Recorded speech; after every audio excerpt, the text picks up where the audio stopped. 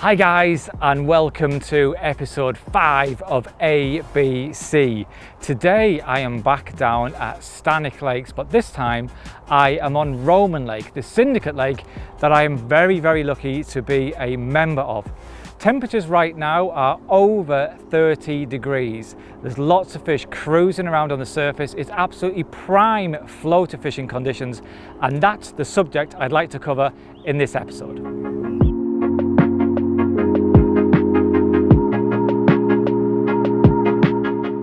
For me, the beauty of fishing for carp on the surface, especially on a really hot day like today, is you can generally see the fish that you're fishing for, and location shouldn't be too difficult.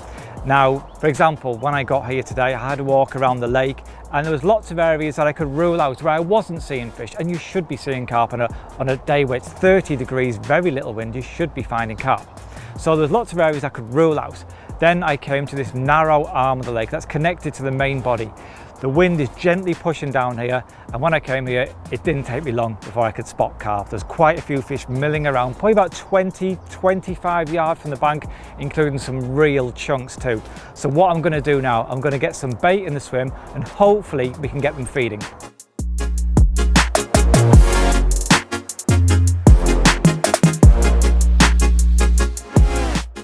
Now, when it comes to feed for surface fishing, there are a multitude of options available, from sugar puffs and marshmallows to cat biscuits and dog biscuits.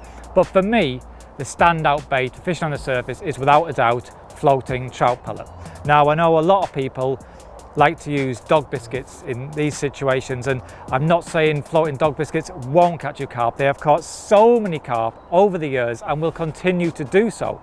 But for me, I think once the carp get a taste for those floating trout pellets, which are designed for a fish's diet, once they get a taste for it, they actively seek out more and more.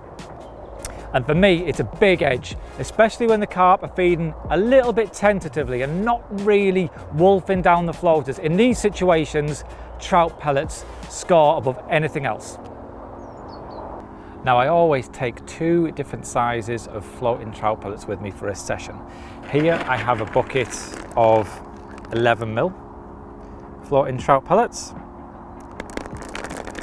and in the other bucket here I have some smaller 6mm floaters. And there's several advantages of having 2 different sizes. First of all, I think by having 2 different sizes of floaters out there, I think it makes it harder for the fish to differentiate what the hook bait is. Also, those smaller pellets really can build up a very positive feeding response.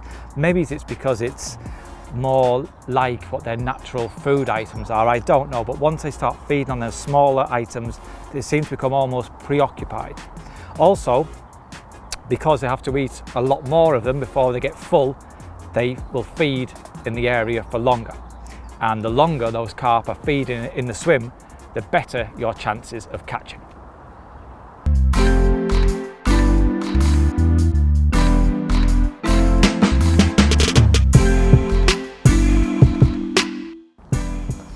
Well, that first swim that I visited amounted to nothing. There was quite a few fish there, but this didn't seem willing to feed at all. And the fish that were there have now moved out of that arm to an area where it kind of meets the main body of the lake. And as the wind's pushing down here, there's quite a lot of surface scum just gathered. And there's lots of fish milling around in amongst that surface scum and debris. I've been flicking in floaters for probably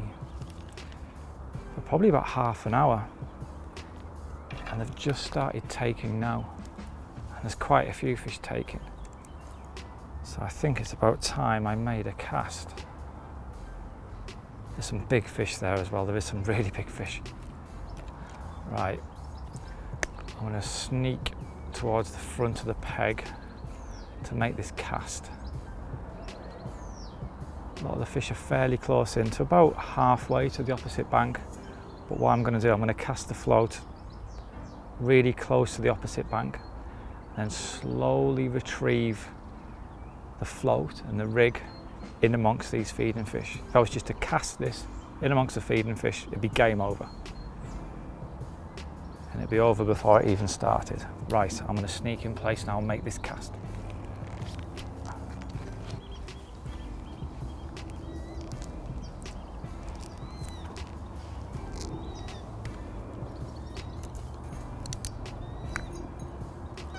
Oh, there's fish taking quite close in.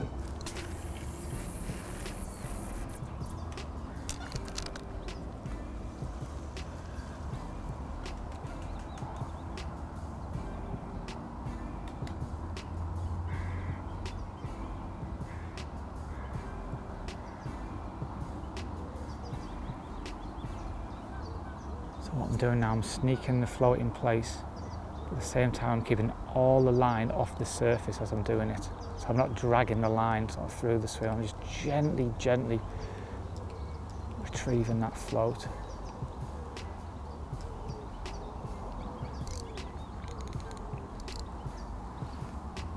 And that's it.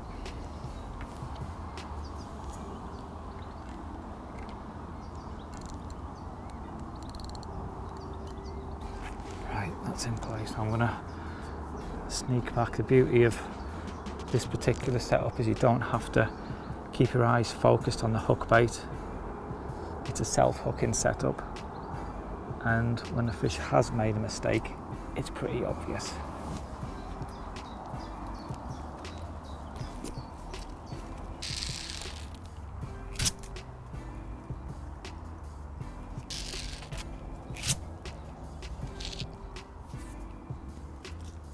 Well, while I'm waiting for the fish to hopefully start feeding, let me take you through the tackle that I use for pretty much all of my surface fishing. So the rod is a Horizon X3 float rod. As the name suggests, it's a dedicated surface fishing rod. It's a 2¼ pound test curve. It's nice and soft, and that makes it perfect when fishing with small hooks and light diameter, fine breaking strain lines. It basically acts as a big shock absorber to cushion any lunges the fish may have and avoid any breakages on light tackle that is often needed to try and tempt wary surface feeding fish. That is coupled with a 10,000 size reel. Here I'm using the EOS 10,000. It's a nice lightweight reel that balances perfectly with the rod itself. The reel is loaded with 12-pound surface line. Again, as the name suggests, it's a dedicated surface fishing mono. Now, the advantage of this is it floats, and so many other lines on the market don't float. When you are fishing on the surface, it's important to have the line floating. Otherwise, if it should sink, as those fish are moving around in the upper layers, that line could come in contact with the fish's face or the fins, and that will spook the fish.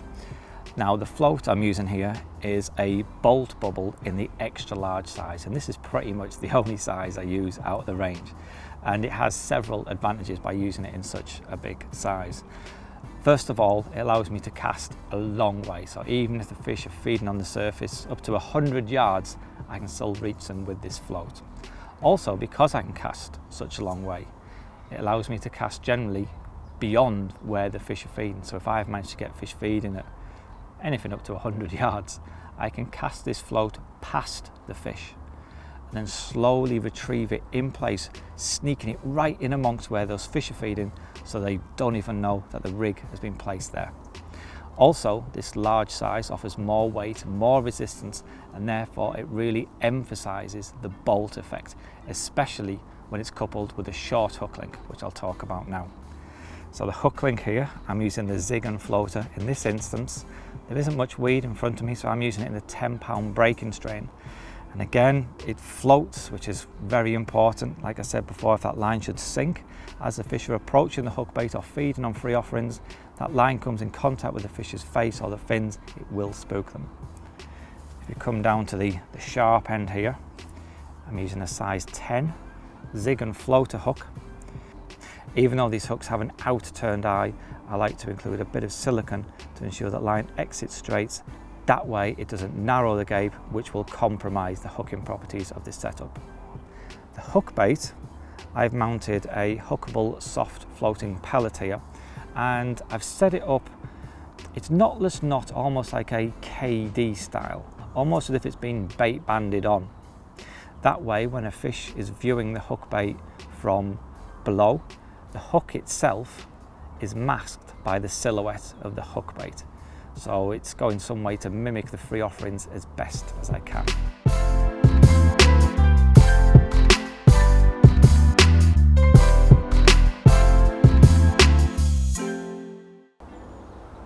So I mentioned before that I had another rod in play, but it wasn't actually fishing. So I'm just going to explain a bit more about what was going on there. Now, I think one of the biggest hurdles to overcome when surface fishing is bird life, be it ducks, geese, swans, flamingos, or seagulls. And on this particular lake, they are a nightmare. I've never known a lake with so many seagulls. So what I have here is my spod rod with bright coloured braid, bright orange braid in this instance. And what I did, I put on a impact spod and I cast it over to the trees on the far margin, actually in the trees. I wasn't drilling it in hard, it's an empty spod, and it was just sort of falling gently onto the upper branches. Then I was just laying the rod so all the line was above the surface of the water, and with that bright coloured braid going up into the tree, the gulls don't like it one bit. They can't dive, they can't swoop down. It really, I don't know if it distracts them or disturbs them, I don't know, but they just leave me alone when that's in place. Now, obviously you can't go around on lakes just chucking spods on the far bank on every lake. But in this instance, I'm fishing a quiet syndicate lake. In fact, I'm the only person here. So you can't go doing this on busy day ticket or club lake. So what do you do if you are on a quiet lake but you don't have a far margin to cast to? Well, in that instance, I would swap the spod for a heavy lead and cast it out as not to interfere with anyone else's fishing, and just keep the rod high in the air so as much braid as possible was running above the water. Now you see here I've just brought the rod in to demonstrate what I'm going to do, and the gulls are bothering me for the first time today. Until now they've just been taking the floaters that have been drifting out of the swim, so they've actually been doing me a favour in that instance, but this is the first time they've actually sort of dived down in the area I'm fishing. So let's get them on their way and get this spod back in that tree on the other side.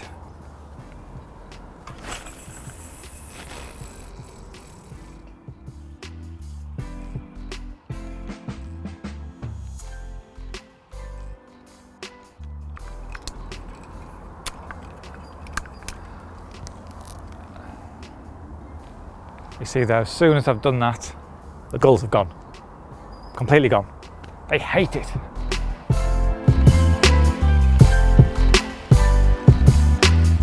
So you see there, I just cast it to the top of that tree over there. The spod was just sort of hanging over one of the little flimsy branches on the end. And it was just a flick. I managed to get the spod back at all. Obviously it was a fully loaded spod and I drilled it in right into the thick of the tree and I wouldn't get it back. But in this instance it was just sort of hanging over one of the little branches, little flick, and it comes off. But don't go doing it when there's people fishing on the other side.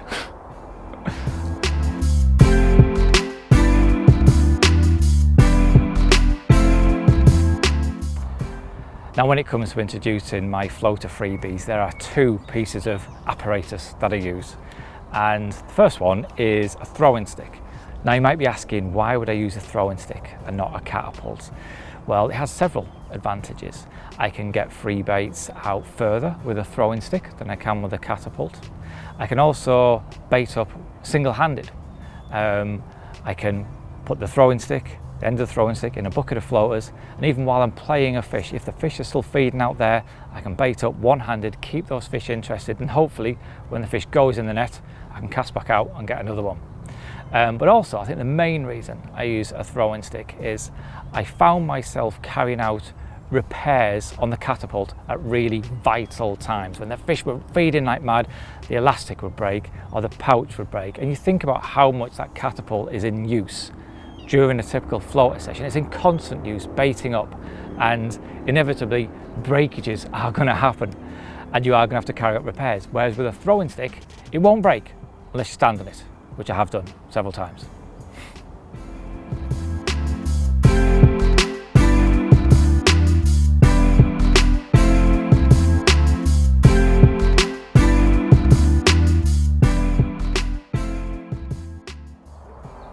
So we actually arrived at the fishery yesterday late afternoon, and it was really hard work getting those fish feeding. Couldn't gain any sort of momentum at all. They'd have a little flurry of activity where they'd take a few floaters and then stop, and it just didn't seem quite right. I've come back down the lake early this morning and the fish are spawning. So that does explain why they weren't really feeding properly yesterday. And now that they're spawning, I'm obviously going to leave them to it. But the beauty of Stanwick Lakes is there are a number of lakes on this complex. So we have options available. So right now I'm going to head over to Swan Lake. It's a very prolific lake on the complex, and hopefully we can get a bit of surface action.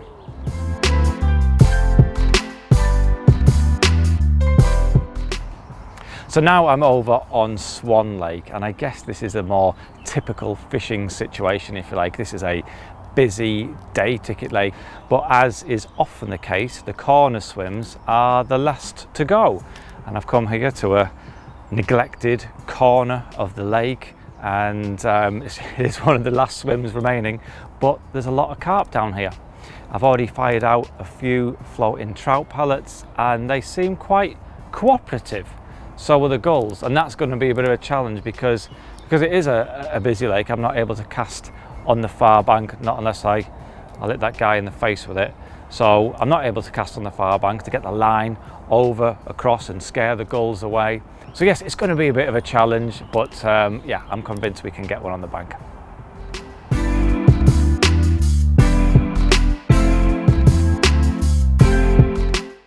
Okay, I actually changed my mind there. There's no other swims to the right of me here. The next guy is opposite over there.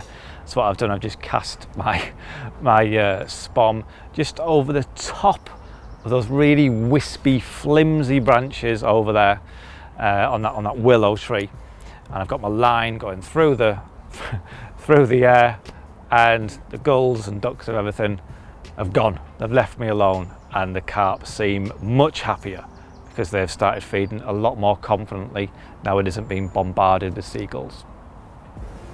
So although there's a lot of fish here feeding confidently, the principles are exactly the same as when we were on the Syndicate Lake next door.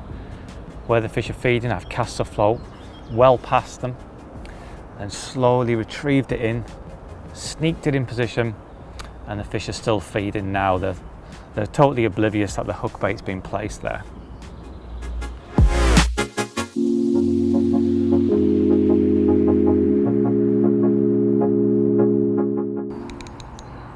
Well, it's a stark contrast from the Syndicate Lake. These fish were just pac-manning from the off. And I think that was my second cast. The first one didn't quite fall in the right place. It was just sort of, wasn't quite drifting how I wanted it to drift. It was just on the outskirts of where the fish were feeding. Second cast, I got it perfect. And now we are playing our first fish of the session.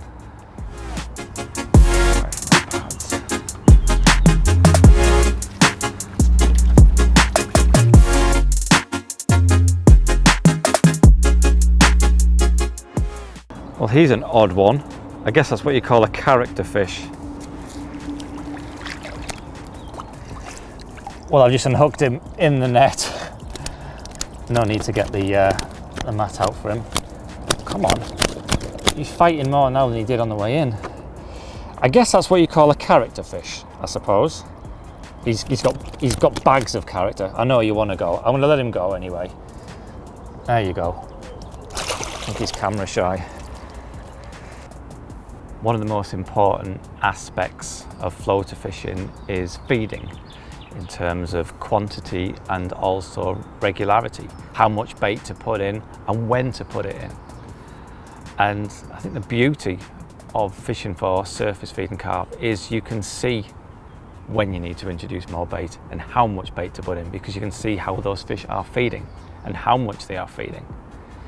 Like now, for example, I've got fish competing fairly strongly for the floaters, and then when that feeding activity dies down, that's when you need to introduce more.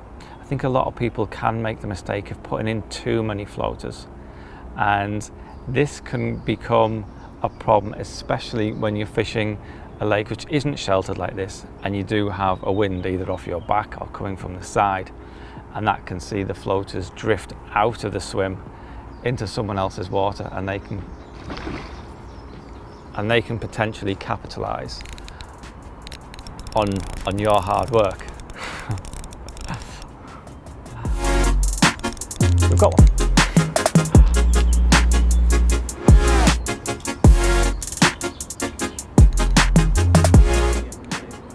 Now, I mentioned yesterday one of the advantages of the throwing stick is it allows you to bait up one-handed. That's what I'm going to do now. I'm going to keep those fish feeding in front of me, and when this fish goes in the net, there'll still be fish feeding out there, and we should be able to go out and get another one.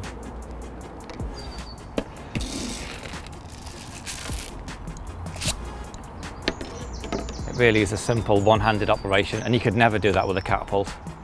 Well, unless you sort of put it in your teeth, maybe. Yeah, that'd work.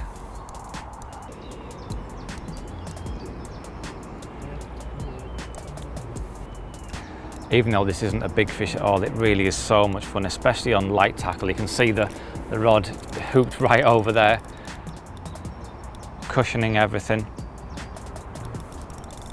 And yeah, it really is good fun on light, balanced tackle. They don't have to be huge fish to be enjoyable.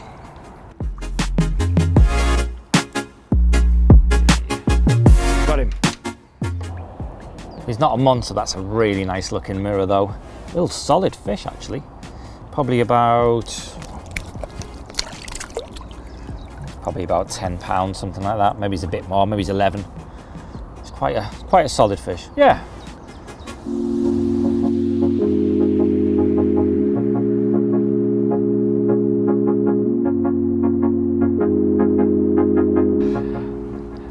Surface fishing really does lend itself to a mobile, roving approach, as quite often the fish can drift out the area, then you have to go and follow them and start the feeding process all over again. And for that reason, I carry the minimal amount of kit. For this session, for example, I've just brought with me my floater rod, a spod rod, landing net, unhooking mat, throwing stick, and weighing scales and camera equipment, which I'm away. We'll get this bit done eventually. Eventually we'll do it.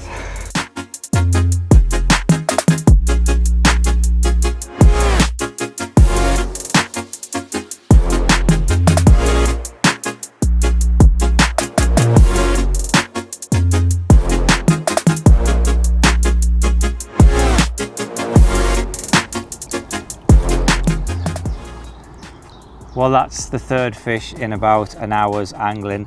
Not huge by anyone's standards, but we've got a nice plump scraper double, and it doesn't matter how big they are for me when I'm fishing on the surface, because it has to be the most exhilarating form of angling, watching those fish feeding around your hook bait, and as they get closer and closer your heart pounds more and more, and when you do finally get a bite, it's just absolutely exhilarating.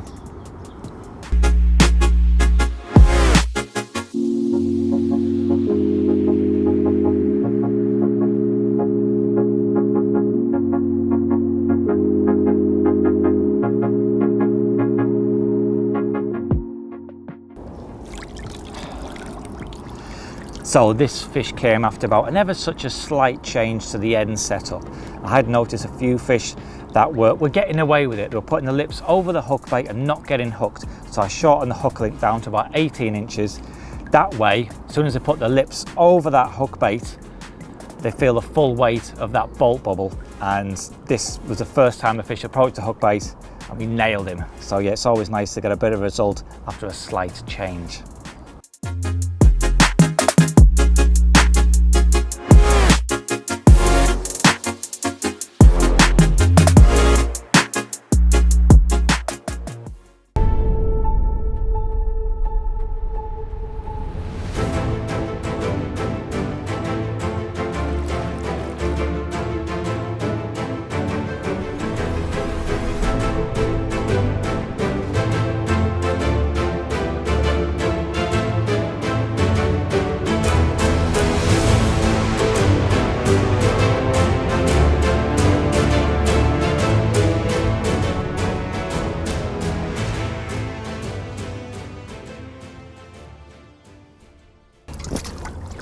Well, before we take a look at this fish, I just want to make a point about fish care when you've got temperatures such as these. Temperatures right now are over 30 degrees.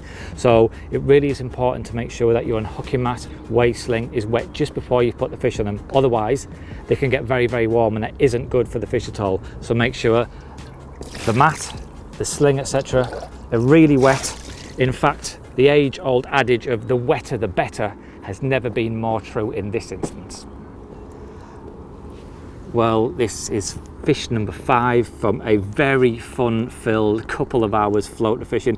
It did start off a bit frustrating this morning actually when they were spawning over on Roman Lake, the Syndicate Lake, but when you can have great sport like this in just a few hours fishing, it doesn't really matter how big the fish are, does it really?